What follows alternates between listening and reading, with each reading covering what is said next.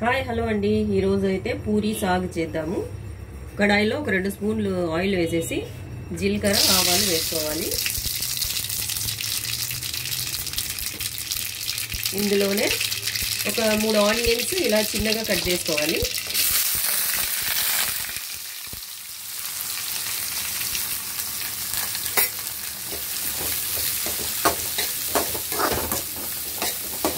తర్వాత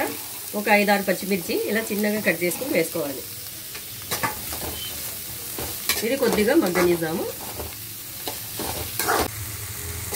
ఇది పూరీ సాగ్ అండి 2 ఆనియన్స్ పచ్చిమిర్చి 6-7 పచ్చిమిర్చి వేసినాను కదా తర్వాత 2 ఆలు ఇలా చిన్నగా కట్ చేసుకొని వేసుకోవాలి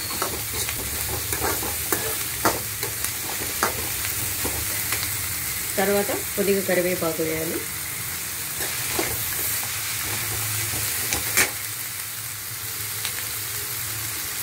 తర్వాత ఒక 2 టమోటా పళ్ళు ఇలాగే చిన్నగా కట్ చేసి వేసుకోవాలి ఇందులోనే ఉప్పు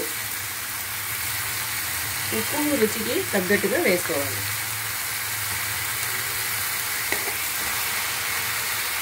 తర్వాత కొద్దిగా పసుపు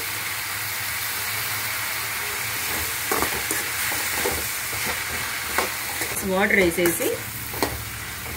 కాసేపు దీన్ని మగ్గనిద్దాం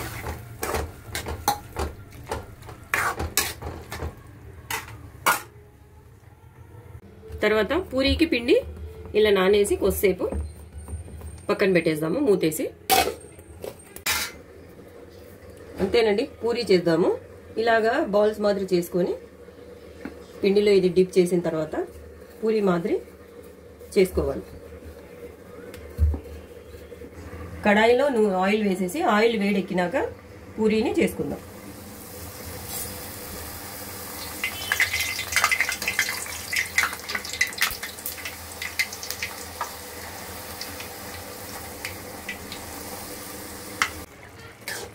అంతేనండి సాగు అయితే బాగా మగ్గిపోయింది కదా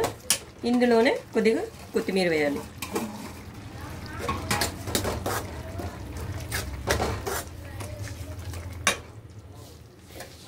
ఇలా 2 స్పూన్లు శనగపిండిని నీళ్ళలో బాగా ఇలా కలుపుకొని ఉంటలు లేకుండా దీనిలో కలిపేయాలి ఇది వేసిన తర్వాత ఒక 5 నిమిషాలు మగ్గనిద్దాము అంతేనండి ఇది సాగ్ అయితే రెడీ అయిపోయింది స్మెల్ అయితే అదిరిపోతుంది నచ్చింది కదా మీకు కూడా ఇంతేనండి పూరీ సాగ్ అయితే రెడీ అయిపోయింది స్మెల్ అయితే గుమగుమలాడుతుంది పూరీని ఇలా తుంచి దీంట్లో డిప్ చేసి తినాలి అదిరిపోతుంది మీకు తినాలనిపిస్తుందా అయితే రండి మా ఇంటికి అలాగే లైక్ చేయండి షేర్ చేయండి సబ్స్క్రైబ్ చేయండి కామెంట్స్ పెట్టండి ఓకేనండి థ్యాంక్ యూ